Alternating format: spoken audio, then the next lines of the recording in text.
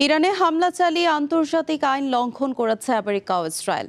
যৌথ বিবৃতিতে এমন মন্তব্য করেছেন রাশিয়ার প্রেসিডেন্ট ভ্লাদিমির পুতিন এবং চায়নার প্রেসিডেন্ট শি জিনপিং। যুদ্ধের পথ পরিহার করে দুপক্ষকে আলোচনার টেবিলে ফেরার আহ্বান জানিয়েছেন দুই নেতা। ইরানে আমেরিকা ইসরায়েলের যৌথ হামলার তীব্র নিন্দা জানিয়েছেন রাশিয়ার প্রেসিডেন্ট ভ্লাদিমির পুতিন এবং চায়নার প্রেসিডেন্ট শি জিনপিং।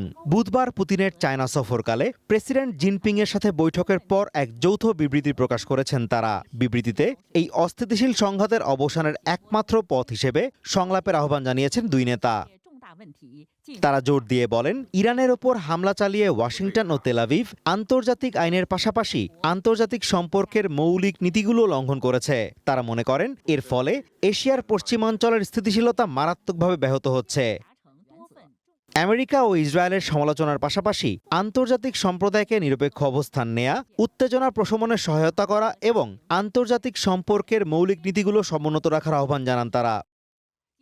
বিবৃতিতে শি বলেন, পুতিন ও তার উপস্থিতিতে এদিন দ্বিপাক্ষিক সহযোগিতার একটি বড় সমঝোতা স্মারক স্বাক্ষরিত হয়েছে। তিনি দাবি করেন, তাদের নেতৃত্বে বেইজিং মস্কো সম্পর্ক এক নতুন উচ্চতায় পৌঁছেছে। তবে তিনি মনে করেন এই সম্পর্ক আরও জোরদারে দুপক্ষকেই চেষ্টা চালিয়ে যেতে হবে। এই ক্ষেত্রে প্রতিরক্ষা ও জ্বালানি খাতে সহযোগিতা বৃদ্ধি, উন্নয়নমূলক কর্মকাণ্ড এবং কৃত্রিম বুদ্ধিমত্তা নিয়ে যৌথভাবে কাজ করা সহ বেশ কিছু বিষয়ে গুরুত্বারোপ করেন শি। চলতি বছর চায়না রাশিয়ার বন্ধুত্বপূর্ণ সহযোগিতা চুক্তির ২৫তম বার্ষিকী। বিগত বছরগুলোতে দুই দেশ চুক্তির নীতিগুলো নিষ্ঠার সাথে মেনে চলেছে। পারস্পরিক শ্রদ্ধা, সমতা ও যৌথ কল্যাণে অবিচল থেকে তারা আন্তর্জাতিক ন্যায় বিচার রক্ষা এবং নতুন আন্তর্জাতিক সম্পর্ক গড়ার অবদান রেখেছে।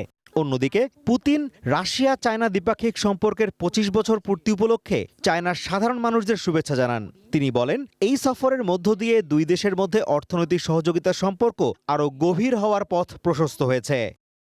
রাশিয়া চায়নার সম্পর্ক আজ এক অভূতপূর্ব উচ্চতায় পৌঁছেছে। বর্তমান বৈশ্বিক পরিস্থিতি থেকে মুক্ত এবং স্বাধীন এই সম্পর্ক আজ বিভিন্ন দেশ এবং জাতির মাঝে একটি আদর্শ মডেল। আমি বিশ্বাস করি এই সফর এবং আলোচনা আমাদের বন্ধুত্বকে আরও দৃঢ় করবে এবং দুই দেশের জনগণের জন্য কল্যাণ এবং সমৃদ্ধি বয়ে আনবে। তিনি জানান, নবায়নযোগ্য জ্বালানি খাতে বড় প্রকল্প বাস্তবায়নের সহযোগিতার বড় সম্ভাবনা রয়েছে। পাশাপাশি বিদ্যুৎ উৎপাদনের জন্য দুই দেশের পরিবেশগত ছাড়পত্রে পারস্পরিক স্বীকৃতির বিষয়টি খতিয়ে দেখা হচ্ছে। Azimur Rashid Kanak, one international desk.